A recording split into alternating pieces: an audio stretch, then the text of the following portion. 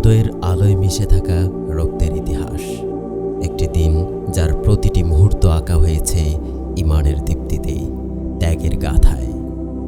রাজশাহী বিশ্ববিদ্যালয় মতিহারের সবুজ চত্বরে একদিন ফুটে উঠেছিল ইসলামী আদর্শের ফুল, কিন্তু সেই ফুলকেই রক্তে রাঙিয়ে দিল এক নির্মম ইতিহাস।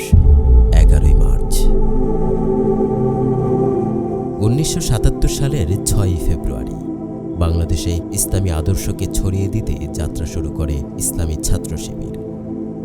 কিন্তু সত্যের পথ কখনোই সহজ হয় না। 1982 সালের 11ই মার্চ সেই পথের ইতিহাসে যুক্ত হল এক রক্তাক্ত অধ্যায়। 10ই মার্চ 1982 নবাগত সংবর্ধনার প্রস্তুতি নিচ্ছিল রাজশাহী বিশ্ববিদ্যালয়ের ছাত্র শিবির। শান্তির এই আয়োজনে আগুন লাগাতে উদ্যত হল একদল দুর্বৃত্ত। ছাত্রলীগ, ছাত্রমৈত্রী, ছাত্র ইউনিয়ন ও জাসদের সশস্ত্র গুন্ডারা পরিকল্পিতভাবে আক্রমণের ছক কষে।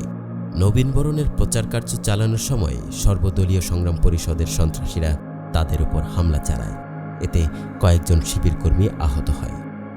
11ই মার্চ সকাল 9টা কোরআন তিলাওয়াতের মধ্য দিয়ে শুরু হতে যাচ্ছে নবাগত সংবর্ধনা অনুষ্ঠান। অপরদিকে পূর্ব পরিকল্পনা অনুসারে ছাত্র সংগ্রাম পরিষদের সশস্ত্র সন্ত্রাসীরাও পাশের শহীদ মিনারে সমবেত হতে থাকে। তাদের হাতে ছিল হকি স্টিক, রামদা, বর্ষা, ভালা, ছোড়া, চাইনিজ কুড়াল ইত্যাদি সব ধারালো অস্ত্র। এক পর্যায়ে নবাগত সংবর্ধনা অনুষ্ঠানে চতুর্দিক থেকে অস্ত্রধারী সন্ত্রাসীরা হায়নার মতো ঝাঁপিয়ে পড়ে নিরস্ত্র সাধারণ ছাত্র ও শিবির কর্মীদের উপর। শুরু হয় তাদের রক্তের হোলি খেলা।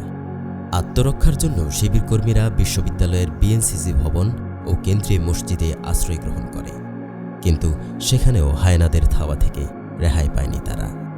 তাদের পাষণ্ডতা যে কোনো বর্বরতাকে হার মানিয়েছিল সেদিন। সন্ত্রাসীদের আঘাতে শহীদ সাব্বির আহমেদ মাটিতে লুটিয়ে পড়লে সন্ত্রাসীরা তার বুকের উপর পা রেখে মাথার মধ্যে লোহার রড ঢুকিয়ে দেয় এবং ধারালো অস্ত্র দিয়ে ক্ষত বিক্ষত করে সমস্ত শরীর।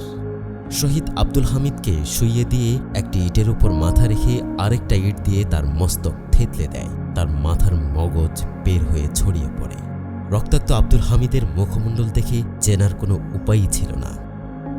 এভাবেই একে একে মেটাতে থাকে তাদের রক্তের পিয়াস। শহীদ হয় সাব্বির, হামিদ, আইয়ুব ও জব্বার। আহত হয় অসংখ্য ছাত্র।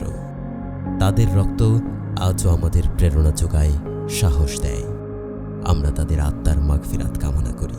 পাশাপাশি এই সন্ত্রাসী সংগঠনগুলো ও জড়িত ব্যক্তিদের বিচার দাবি করি। শহীদরা চলে গেছেন, কিন্তু তাদের স্বপ্ন আজও আমাদের মাঝে উজ্জীবিত। তাদের আত্মত্যাগ বৃথা যায়নি।